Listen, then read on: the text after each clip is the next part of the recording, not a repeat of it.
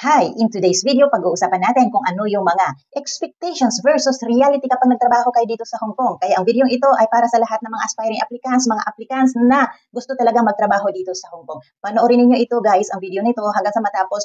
Malay mo, ma-experience ninyo ito kapag nandito na kayo sa Hong Kong. At i-share ko rin ang aking experience, yung aking talagang expectations at ang reality.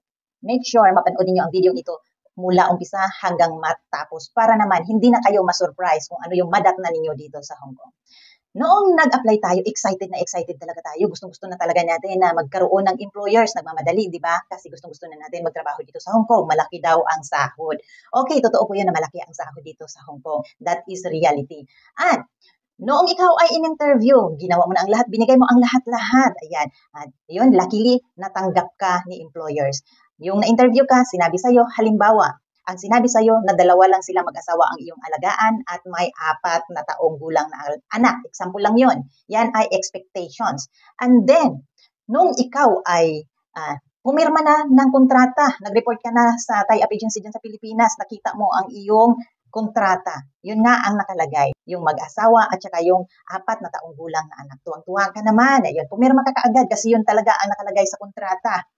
Punta na tayo dito sa reality. Nung dumating kayo dito sa Hong Kong, na-surprise kayo kasi nung panahon na nag-process ka pala, example, nag-process ka na ng ERMS documents dyan sa Pilipinas, nagkataon pala na nabuntis ang iyong amo. Pagdating mo dito sa Hong Kong, buntis ang iyong amo at may expected na newborn baby. Kaya mo ba yan? Nako, dyan ka na naman magpanik. Hindi ko kaya ito. Paano na kaya kung magkaroon na ako ng babantayan na newborn baby? Example, sa mga first time, lalo na yung mga dalaga, walang experience pagdating sa pag-aalaga ng mga newborn baby. O di ba? Yan po ang reality minsan. Yung mga hindi nasabi ni employers, pagdating mo, mabubulaga ka na lang, may nadagdag na iyong responsibility or may nadagdag na iyong trabaho dyan pagdating sa Hong Kong or pagdating mo dito sa Hong Kong. Kaya dapat i-expect na ninyo yan guys kasi may mga realities talaga na hindi mo talaga yan akalain na mangyayari yan. Kagaya sa, ito, totoong nangyari talaga ito eh. Yung hindi na sinabi ni employers na buntis pala siya. Malay mo, natakot si employers or talagang ayaw lang talaga ipaalam ni employer dahil nakapag-start ka na ng process dyan. Baka mamaya mag-back out ka. So yan po yun. Yung expectations mo about sa trabaho mo, sa job order mo, pagdating mo dito, may nadagdag pala. Isa pa, pagdating pala dito sa Hong Kong, meron pa bukod sa alagaan mong newborn baby, meron pang mga dumadating. Yan pa hindi sinabi sa kontrata na may popo pala dyan. O, di ba? Sa kontrata, 3 lang sila ang aalagaan mo. Pagdating mo dito, may auntie, may popo na kinakatakutan ng lahat kasi CCTV nga. Pero wag po kayong mag-alala guys. Minsan, ang mga popo dito, napakabait. Kunin nyo lang yung loob ng mga popo or yung mga aunties or mga lola, mga relatives, kung sino man yung nadatnan ninyo sa bahay. Kaya ihanda na ninyo ang inyong sarili na hindi lahat na nakasulat dyan sa kontrata ay totoo. Minsan, meron pong mga dagdag na hindi na lang nila sinasabi. At base sa aking experience, ganito po yun. Noong ako ay nag-apply, ang dami-dami ko ng rejections dyan sa Pilipinas agencies. Lagi akong nare-reject na wala na ako ng pag-asa na mag-apply dito sa Hong Kong dahil napakahirap po pasukan itong Hong Kong, lalo na sa mga interviews. Ang dami nilang mga tanong. And then, lagi akong bagsak. Marami na po akong pera na gastos dyan, pero wala talaga lahat. Nasayang yung pera ko. Kasi guys, pag nandiyan kayo sa Pilipinas mag-apply, bago kanila i-entertain, kailangan muna i-medical ka. So, how much the medical now? 5,000, di ba? So, ilang agency ako? Mga 3. So, 15,000 din yon. Bawat agency na papasukan ko bago ako i-entertain, kailangan muna mag-medical. Ganyan po ang walk-in applicant. And then, dahil nga nagkataon dito ako nag-apply, direct hire, dito mismo sa agency na nire-referan ko sa inyo. At nagkataon na na-hire ka agad ako. So, excited akong mag-report dyan sa tie-up agency. Nung binasa ko ang aking job order, ang aking kontrata, ang nakalagay, kasi yung in-interview ako, 2 lang sila, at saka yung bata na aalagaan ko. So, 3 lahat sa isang pamilya. Nung binasa ko sa aking kontrata, may nadagdag nakalagay, bukod sa bata, 2 mag-asawa, may nadagdag car washing, gardening, at pet caring, yung pag-aalaga sa aso. Hindi naman as in takot ako sa aso. Ayaw ko lang mag-alaga ng aso. And then, yung car washing, natatakot ako, paano ako mag-car wash? Wala akong experience mag-car wash. Yun po, and then, gardening. Ayun, inisip ko lahat ang aking mga expectations. Paano nga lahat, paano ko aalagaan yung bata, tapos may alaga pa akong aso, at saka magagardening pa daw ako. And then, kailangan ko pang mag-car wash weekly or sa isang linggo, 2 beses or 3 beses ako mag-car wash. So, inisip ko lahat-lahat yun. At kung ire-reject ko or hindi ko pipirmahan ang kontratang ito, mag-uumpisa na naman ako maghanap ng employers. So, ang haba-haba, ang daming nakalagay sa aking job order. Inisip ko, kung mag-back out ako, mag-umpisa na naman ako, maghanap na naman ako ng employers, nahirapan ako. So, kapit sa patalim. Kaya ang ginawa ko, pinirmahan ko yan, bahala na talaga kung ano mangyayari. So, dumating ako dito sa Hong Kong. Ito na yung reality. Di ba, kinakabahan na talaga ako. Dumating ako dito sa Hong Kong, nakita ko yung aso talaga, galisin, pilay or injured in short, at saka payatot. Ibig sabihin nun, may sakit pa yung aalagaan kong aso. Tapos yung bata naman ay napakalikot, maldita, suplada. At yun, inisip ko talaga, Diyos ko, ano ba itong pinasok ko? Yun ang reality, nandyan na eh.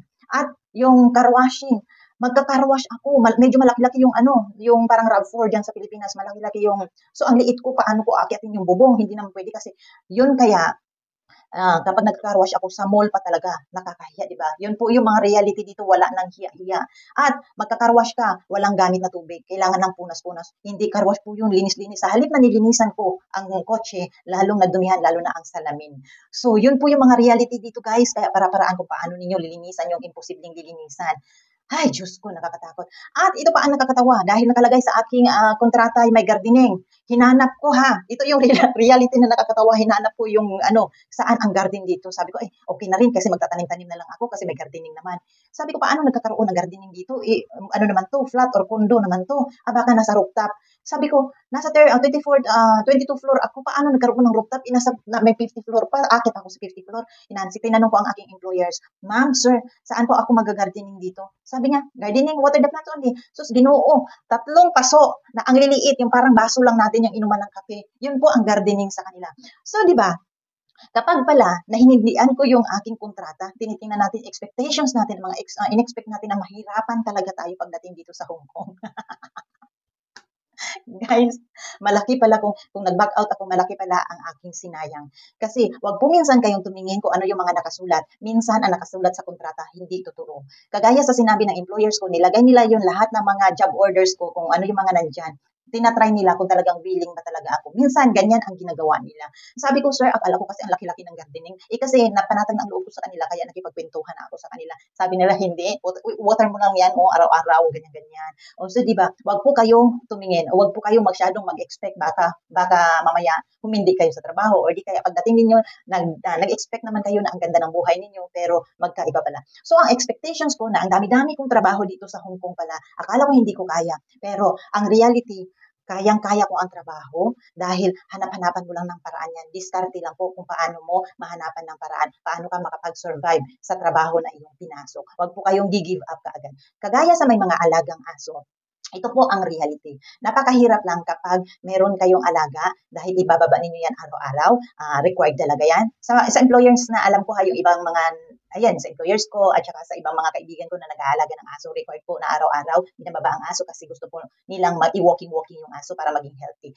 At ang pinakamahirap lang, ito ang reality kapag may alaga kang aso. Lalo na umuulan, kailangan mo pa rin niyang binababa. May mga employers pa rin na kailangan ibaba yung aso. At ang hirap sa atin ay kapag winter, napakalamig po, pero kailangan pa rin natin ibaba ang aso. Yun po ang reality kapag meron po kayong alagang aso. And then, pagdating sa pasensya, ito expectation natin. Number 2, pasensya at saka sinabi natin sa sarili natin, kayang-kaya ko yan, mataas ang aking pasensya. Pagdating mo dito sa Hong Kong, yung reality dito, pagdating mo pala, pag-alaga ng bata, sabi mo sa sarili mo na okay, mahaba ang iyong pasensya, ang kayang-kaya lang yan laruin ang mga bata. Hindi po pwede na sabihin mo yan sa sarili mo kasi pagdating mo dito, kabaliktaran. Ang reality, ang mga bata po dito ay mga spoiled brat. Karamihan, naninigaw, maldita, lahat nandyan na sa kanila.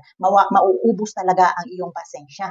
Lalo na yung mga baguhan pa or walang experience pagdating sa pag-aalaga ng bata. Wala talagang pasensya. Kagaya ko, wala akong pasensya. Pero hindi ko alam kung saan ko hinugot ang aking pasensya na naalagaan ko na maayos ang aking alaga. Maldita po yun, nananakit. Pero ayun, parang hinahanapan ko talaga ng paraan. Kaya hanap kayo ng paraan. At saka ang mahabang pasensya, lalo na itong pag may matanda kayo dito, halimbawa yung mga popo na talagang naghahanap ng kasalanan mo para lang mapasama ka sa employers. So yun po ang reality dito guys. Maraming nagbe-break contract or nati-terminate dahil sinisiraan ng mga auntie or mga popo, mga lola. Yun. Swerte ako dahil ang popo na nadatnan ko dito or ang lola na nadatnan ko dito ay mabait. Yun po yung ating mga expectations and realities. Huwag po kayong mag-expect too much kasi pagdating sa reality, pagdating mo dito sa Hong Kong, baka ma-disappoint ka lang or ma-discourage ka lang.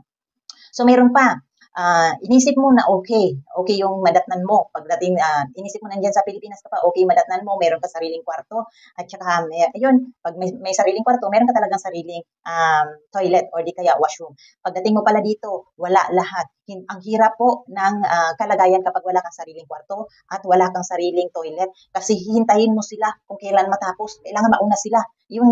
Kasi minsan, nagmamadalian sila sa trabaho. Ang hirap lalo na pag isa lang ang CR, guys. Yan ang napakahirap na reality pagdating dito sa Hong Kong. Pag isa lang talaga ang CR ng amo ninyo, ng tatrabahuan mo. Kasi napakahirap po mag-adjust. Paano kung natatay ka na or what? Or naiihi ka na talaga tapos nandiyan pa sila sa CR. Naranasan ko dito na nandito, moment na moment ko na nailabas lahat ang aking nararamdaman dito sa CR. Pagkatapos, kakatukin ka lang. Sabihin no, nandiyan, nagmamadali sila aalis. Naputol na naman ang iyong moment. Or di kaya, pag naiihi ka, isipin mo, mauna kaya sila, lalabas na kaya sila. Kaya, sa mga gustong mag-apply, ganito lang po ang sasabihin ko sa inyo. Bago kayo magdesisyon na mag-apply ng trabaho, lalo na dito sa Hong Kong, yung mga expectations nyo, wag po sobrahan. Kasi hindi po yan lahat. Lahat ng mga nakasulat dyan sa inyong kontrata ay hindi po minsan totoo yan. Minsan, pagdating dito, inisip mo yung amo mo, halimbawa, nakita mo, napalagay na ang loob mo dahil nung na-interview ka nila, parang ang bait-bait nila, ganyan. Pakitang tao lang po yan. Pagdating pala dito, magkaroon ka ng amo na perfectionist. Karamihan talaga dito sa Hong Kong, perfectionist ang amo. Paswertihan lang kapag ang amo walang pakialam sa'yo. Kagaya sa akin dito, wala silang pakialam pero minsan meron talagang mga tupak. Kagaya mo, kagaya ko, may mga tupak din tayo. Kaya good luck sa lahat ng mga mag-a-apply. Lakasan po ninyo inyong loob, tibayan ang dibdib, at huwag po kayong masyadong mag-expect. Baka ang pinaghirapan ninyo sa inyong pag-apply, ninenervyos na kayo dyan, nagkaroon kayo ng mga nervyos nung nag-apply pa kayo dahil sa sobrang hirap ng mga interviews. Ayan, huwag po ninyong sayangin yan. At pagdating ninyo dito, kung ano yung mga pagsubok, bigyan ninyo ng chance sa inyong sarili na makapag-adjust kayo. Dahil kagaya ng sinabi ko, nasa adjustment period pa kayo, siguro makaka-adjust kayo pag nasa 6 months na kayo. Kung ano yung mga pagsubok agad na naranasan ninyo nung pagdating ninyo, i-observe ninyo yan kung kaya ba. At avoid talaga na mag-compare or magtanong sa mga kaibigan ninyo na nandito na sa Hong Kong kasi masasaktan lang kayo. At yun po yung ma-discourage kayo dahil minsan, hindi po nakakatulong yung mga advice ng mga kaibigan. Naranasan ko yan. Kaya siguro sarili ninyo muna. Okay lang naman magtanong-tanong pero wag lagi-lagi kasi mas lalo kang sasabihan na halimbawa may mga kaibigan ka talaga magsasabi sa iyo na ay mag-break contract ka na lang, mabilis na lang naman dito yung makapaghanap. Mabilis po tayo makahanap ng mga employers dito kapag nandito na tayo pero mag-uumpisa na naman tayo, di ba? Uuwi muna tayo sa Pilipinas, mag-uumpisa na naman, panibagong adjustment na naman. So gusto niyo ba yan na lagi na lang kayong nag-uumpisa hanggang sa yung pinaghirapan ninyo ay wala nang marating dahil sa ayun, nag-break contract na kayo. At ito pa yung, bago ang lahat, bago ako matapos, ito yung pinaka-sad na reality, nangyayari talaga ito. Kapag tayo ay nag-abroad, marami tayong pangarap na maibigay natin ang maganda kinabukasan ng ating pamilya, ng ating mga anak. Kaya tayo nag-abroad. Kakayanin ang lahat, kakayanin ang hirap para maibigay lang yung magandang future. Pero pagdating ninyo sa Hong Kong, ay nagkaroon kayo, naging okay ang inyong mga employers, naging okay ang kalagayan mo. Pero ang masama nga lang, hindi nabuo ang iyong pamilya dahil sa nalulung ka sa barkada or di kaya nagkaroon ka ng affair dito sa Hong Kong kasi ang Hong Kong is free country. Kaya free din kayong maghanap ng mga ka-affair-affair dyan dahil nga sa mga bad influence ng barkada. Karamihan din, sa halip na inisip natin na buo pa rin ang pamilya na ating madadatnan sa Pilipinas, kung hindi si OFW ang nagloko, ay si Mister sa Pilipinas ang magloko. Kaya sad reality lang talaga na karamihan or nangyayari sa ating mga OFW na umuwi ng Pilipinas ay broken family. Kapag pinili mo ang buhay isang OFW, yung expectations mo and reality kung good man yan ang kinalabasan or hindi, at least sinubukan mo. Kaya good luck sa lahat ng mga mag-a-apply at maging aspiring OFW soon.